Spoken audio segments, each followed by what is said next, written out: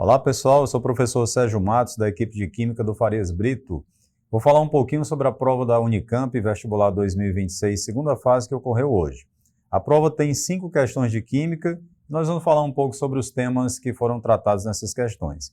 Iniciando pela questão 14, que tratava de explosivos e radioatividade também, a questão é basicamente estudo dos gases, estequiometria no seu item A, e no item B, uma avaliação sobre impactos ambientais e temas relacionados à questão do uso de armas nucleares.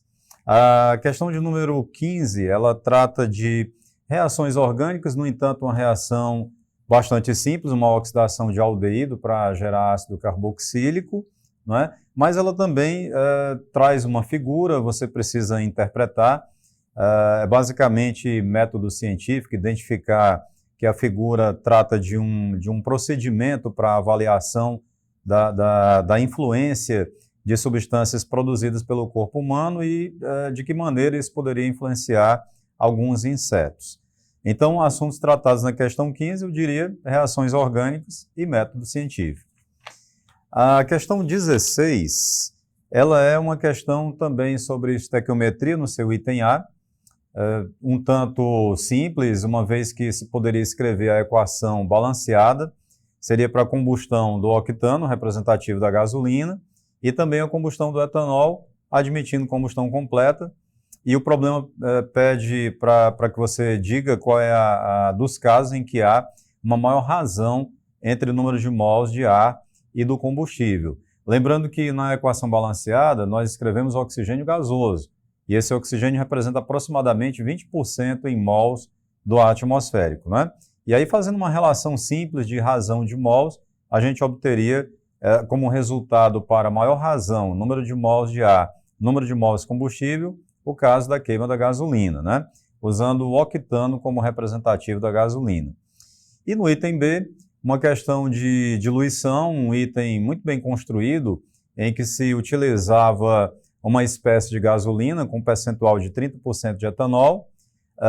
Parte dessa gasolina era submetida a um tratamento para a remoção do etanol para obtenção de gasolina pura e depois misturado com outro volume de gasolina, contendo também 30% de etanol, para que após essa diluição obtivéssemos uma gasolina com 27% de etanol.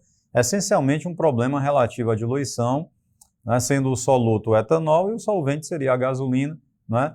E aí com umas continhas relativas a isso a gente encontraria qual seria o volume total dessa gasolina a 30% de etanol que foi utilizada, né?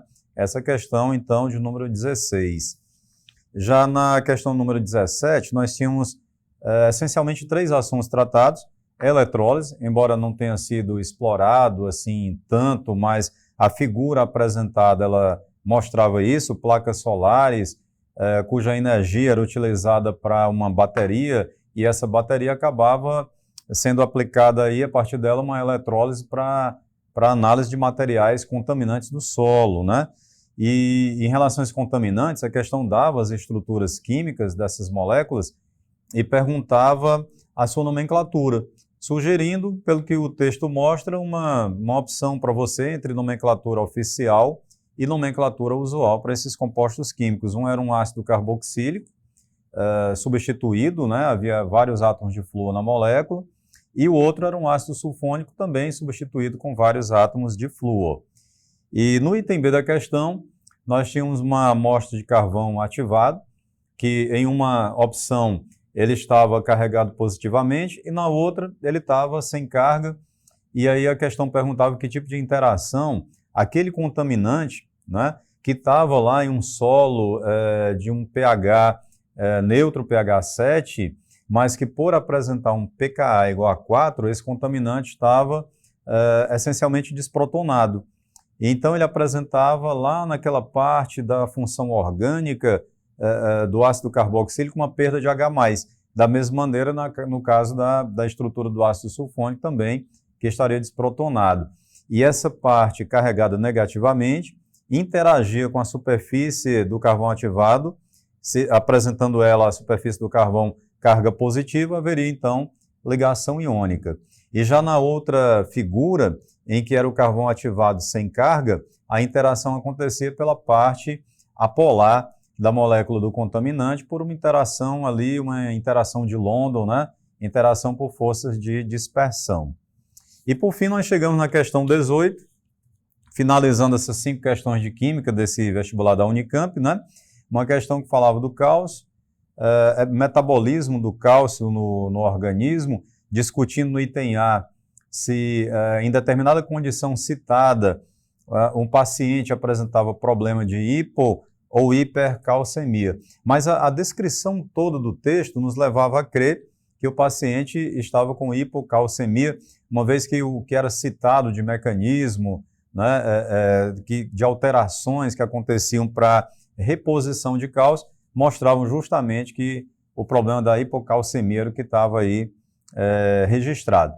E no item B, um problema que era de princípio de Le Chatelier, deslocamento de equilíbrio, numa condição em que proteínas séricas estavam com concentração alterada, isso causava uma variação da concentração de cálcio livre, né? E na outra situação também descrita no mesmo item, uma variação dos equilíbrios ácido-base na água, alteração de pH, aí nesse caso comprometendo a concentração dos íons lactato e fosfato, uma vez que esses íons são capazes de formar complexos com o cálcio e reduzir a quantidade de cálcio livre, mas estando protonados em pH mais ácido, esses ânions acabam perdendo a capacidade ou diminuindo a capacidade de formação de complexos com o íon cálcio. E por tudo isso, haveria assim alteração dessa concentração de cálcio livre, né? Então, como você vê, uma prova bastante diversificada, essa prova da Unicamp, mesmo em 5 questões,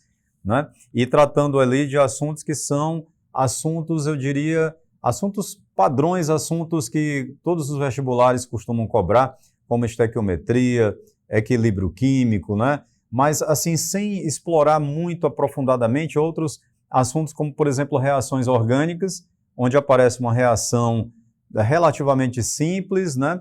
Poderia ser algo mais complexo, mas também não era essa a ideia da banca da Unicamp, né? A ideia, pelo que eu vejo, é tornar a prova bem contextualizada, com assuntos bem atuais, e que o candidato possa explorar aquilo que ele aprende, aquilo que ele consegue perceber nessa interdisciplinaridade, inclusive caminhando ali também para outras áreas do conhecimento, como, por exemplo, a biologia.